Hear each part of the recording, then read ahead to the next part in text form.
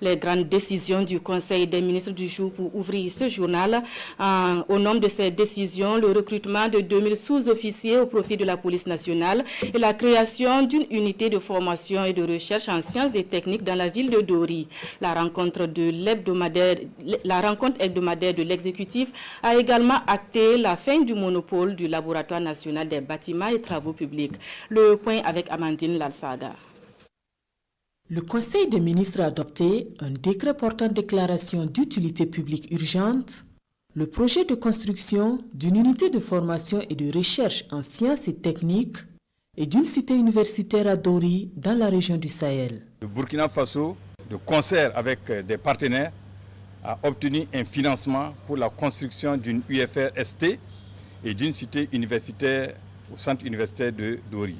Et ce financement a été obtenu depuis 2020, un site avait été effectivement identifié d'une superficie d'environ 100 hectares, mais force est de constater que depuis et jusqu'à ce jour, les travaux n'ont pas pu commencer du fait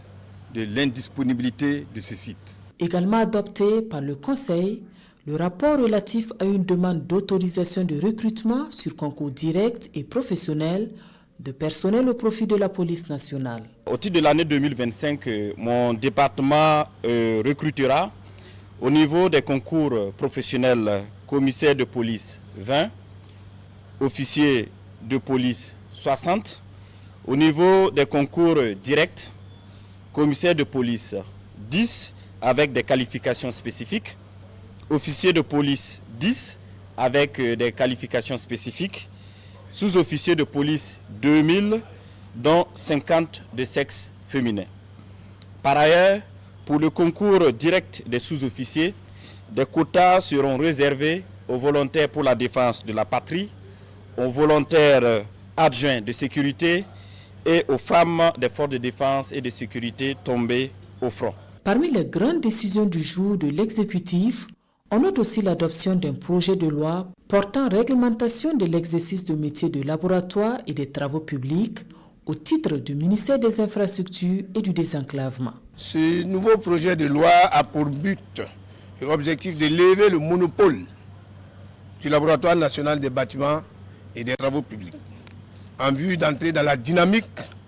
de la mise en œuvre des engagements de l'État,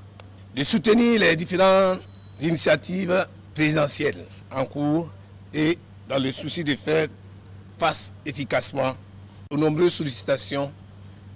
qui en découlent. En termes d'innovation, le ministre Sorgho cite l'ouverture de certaines activités de laboratoire au secteur privé, l'institution de l'agrément technique pour la réalisation des travaux et activités de laboratoire et la création d'un organe de régulation des activités des laboratoires du secteur du bâtiment et des travaux publics.